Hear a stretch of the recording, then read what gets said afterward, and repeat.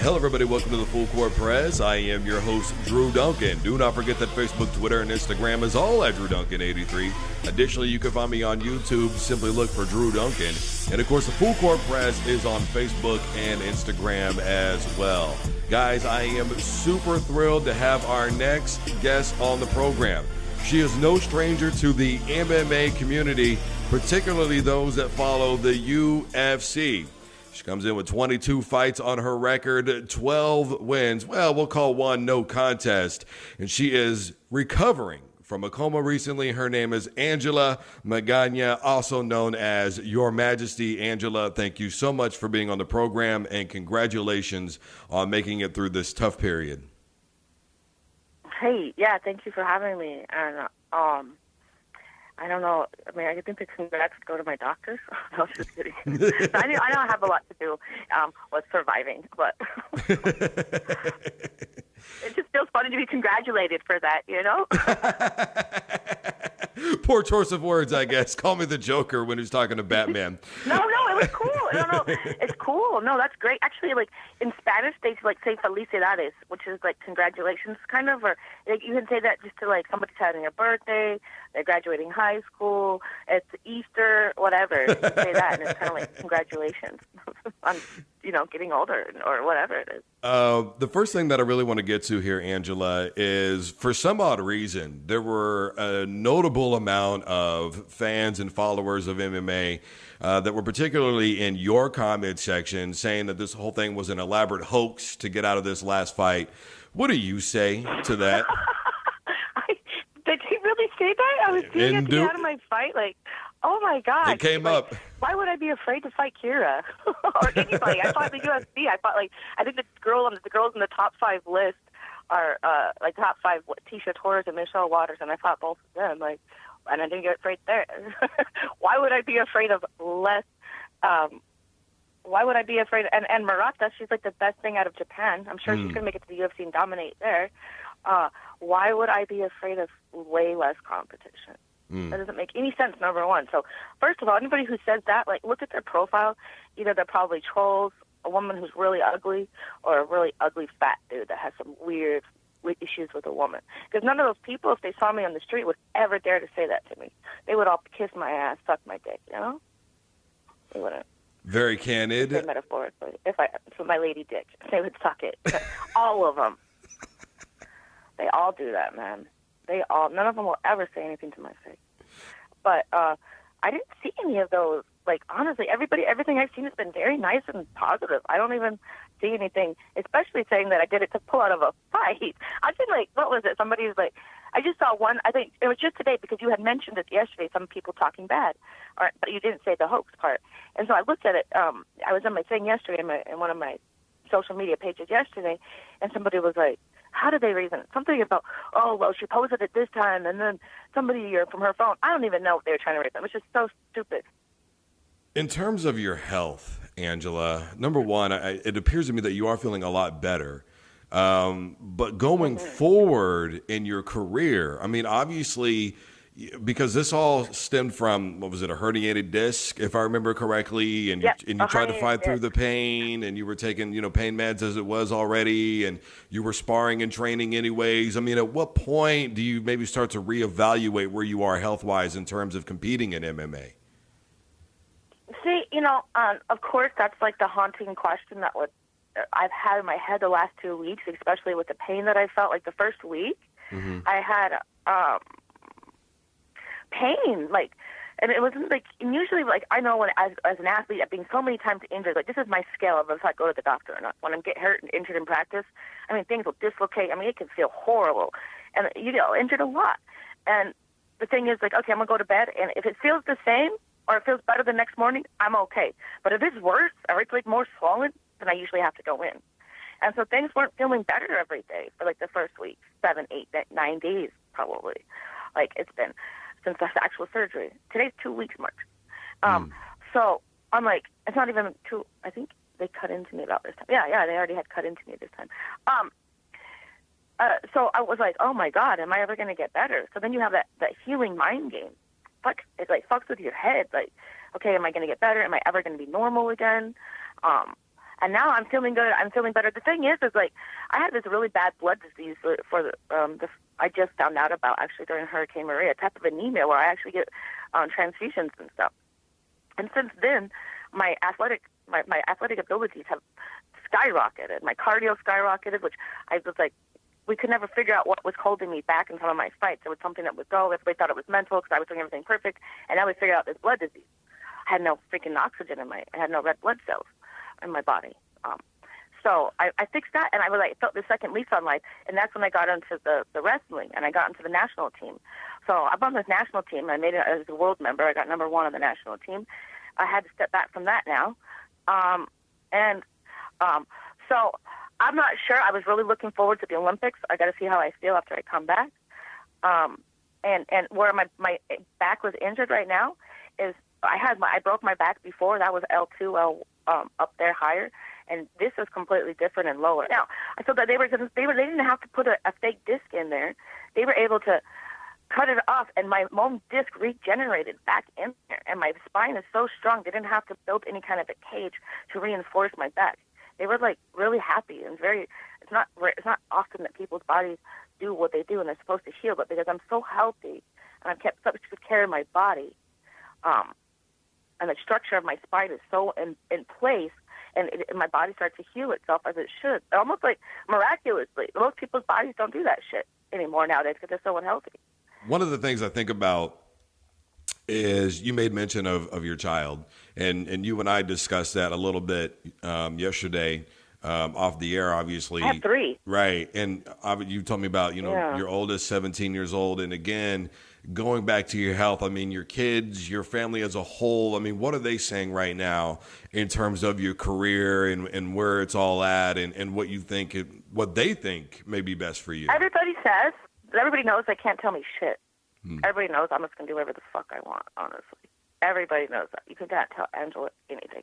I picked up on that vibe. Wants. My lawyer's already messaged me, I think you should retire. He's a really good friend, though, too.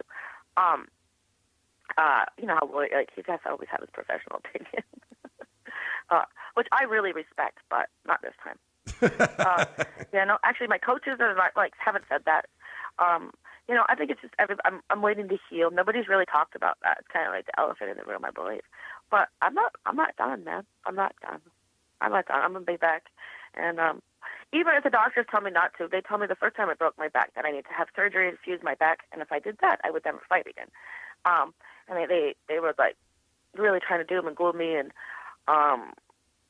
told me I would never fight again. And I've had 20 fights. That was like after my second fight. I think this first fight I broke my back. So look what I've done. What they told me before I would never fight again, and I fought 20 times and made it to the national team. So I don't believe them, even when they're professionals with nothing to lose.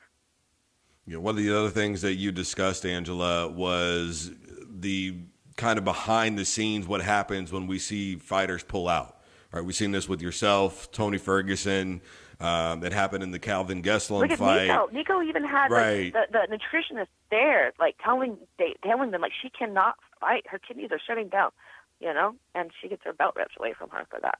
She just can pull out of a fight because she's got a sinus infection, which is legit. I know people who've had those adenoids and those tonsils and all that. That's horrible breathing. Right. You can't breathe. You can't fight, And people were really bagging on her on that one. But, dude, it's not worth your fucking health and your life. I am sorry. And I have fought injured, and that's the stupidest thing you can do as a young fighter. It's not worth it because we get older, our bodies break down, and it's the stupidest thing. I will never fight injured again. As long as I live, I don't give up. Even a little bit of an injury, which we all kind of go with it, but if it's nagging at me for 2 or 3 weeks during a fight camp, I'll pull out. No way. It's not worth the health, man. Have you planned on another fight? Have you, looked at things? Are you just kind of taking a step back for a little while and just kind of doing your own thing? Or honestly, Sunday was the first day that I could even walk. It was the first day that I wasn't in bed most of the time. Sunday was the first day that I could. I walked probably about 3/4 of a mile. Even going up the stairs was kind of difficult. It just kind of puts a weird pressure because I got this big slice on my spine, sliced open. So it's not even that big, actually. It's actually very small. I'm happy about that, obviously. But yeah, it's very small, actually. And it's incredible, the technology that they have nowadays. It used back in the day, it would have had been a lot bigger, they said, the cut. So, like, honestly, that wasn't, like, a time frame. I'm thinking, like, they say that I couldn't even return to full training in 6 months. I know somebody who had this surgery did jiu-jitsu within, like, 7 weeks. It's like, honestly, I'm not on painkillers or anything, and I believe that, like, that's one of the best ways to tell ourselves if our body's hurting, you know, or, like, something's going wrong is the pain. So I'm just going to take it very slow and gentle. It's nothing worth blowing anything out. Or I mean, I haven't even had my follow-up appointment with the neurosurgeon. So I'm not sure. But I'm thinking, like, September, October. Have you thought about what you would want to do for life beyond combat sports and what would be next once you decide to hang it all up for good? Well, I own a gym. I've paid off. It's outright mine. I own a gym paid off right sitting on the ocean. Team La Perla. Everybody should go look it up. It's beautiful. Where the music video Despacito was shot. It's my gym was being built right then, and you see the model walking on the coast, and my gym is right there. No doubt. I have a gym right here on the coast. Pardon? No doubt. Like, for real? Yeah, Despacito. Like, where it's filmed. Like, so what's funny is Beck sent me that music video, and I'm like, oh, why did he send that? Because he knew my house and my gym. My house and my gym are in it. Are you serious? And I just gotta, get this. Oh my God, I forgot. So Beck sends me this music video, and I'm like, oh, I thought she sent it to me because she knew my house. She's like, no. I thought it's because it's gorgeous. But dude, that's where I fucking live, man. Why didn't she come visiting me?